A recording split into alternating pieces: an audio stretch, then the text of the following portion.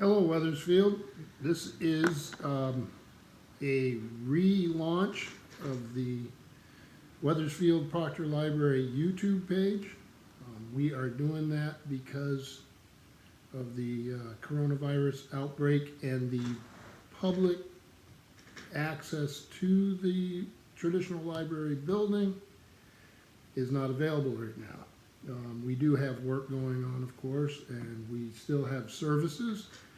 And I thought the best thing to do was to relaunch this channel so that we could keep you up to date with what's going on and what resources you have available to you. So the main way to interact with us is through the internet. Now, there's a lot of that going on now. Those of you with children at home, their school is interacting with them, I would assume, through the internet. I know I have 3 children at home. They all have laptops from school where they sit and do classwork. They interact with their classmates, which is wonderful. Teachers call, teachers check in on them, teachers interact with them, and you're going to see a lot more of that going on. We also have a lot of people in the community, even if they don't have children, are working from home. So you may have parents with their kids all working, and then you also have people without children that are working from home. If you do not have Wi-Fi at your home, we have Wi-Fi here. We have parking lots where you can park, and you would log in. The Wi-Fi is WPL Public. It's not secure Wi-Fi, but it's very good Wi-Fi, so you could have many people using it at once with no problem. The only thing we ask is if you do get out of your vehicle that you follow the social distancing guidelines, not cluster on the stairs or anything like that. If somebody's sitting there, just find another spot. There is a picnic table out there, so you have access to that. The other way you have access to resources is on the library website, which I will post here and down below in the show notes. When you go to and that's weathersfieldproctorlibrary.org. Okay, so we have our own website. We're not on the town's website. I believe they have a spot for us there. You will not get any of our programming or any of your resources there. You need to go to weathersfieldproctorlibrary.org. When you do, you'll see many things like our library newsletter. You'll see Kids Corner. You'll see a thing with hours, online classes, a way to search the catalog.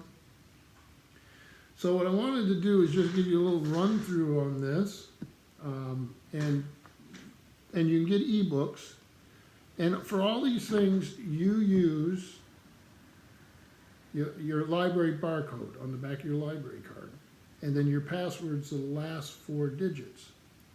If that does not work for you, or if you do not know your library card number, email me at weathersfieldproctorlibrary@gmail, and I will fix it for you. I will get you the number. I will reset your PIN if you would like, your password, all that. So, and you can do that anytime. So you can get ebooks. We have online classes. So here, let me do the ebooks here, and we'll just see what pops up. So download ebooks, audiobooks, and more, anywhere, anytime. And you can go there, and there's a little thing down below that says download ebooks. So you go to that and work your way through, and your library is Weathersfield Proctor Library if they ask you. The other things you can do is do classes, and you also have, let me get this going a bit, you also have databases. So we pay for these databases. So you go into online classes, and let's see what they have there. Okay. So there's universal classes, you can get certificates, earn continuing education. So any of these resources, you just go through and you explore and see what you can use. You can email me and I will walk you through any of those. So that's going to be your great resource for interacting with what you have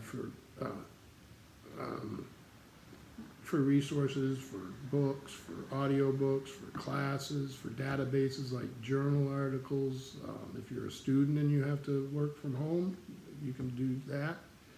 College student, primary school student, homeschooling, it's a wonderful resource and it's there for you.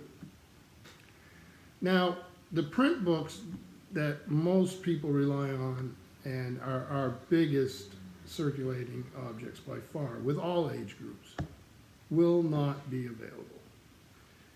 So we are going to shift funds, we're going to shift resources to adding to these databases. So we pay fees for all these databases. It's not regular internet stuff, it's stuff you have to pay for. And it's of a quality that matters. These are peer-reviewed journal articles, there's Encyclopedia Britannica, that sort of thing, where you're getting the real stuff. But and ebooks. But the problem with the ebooks is now every person in the state that's using their library card is using it that way.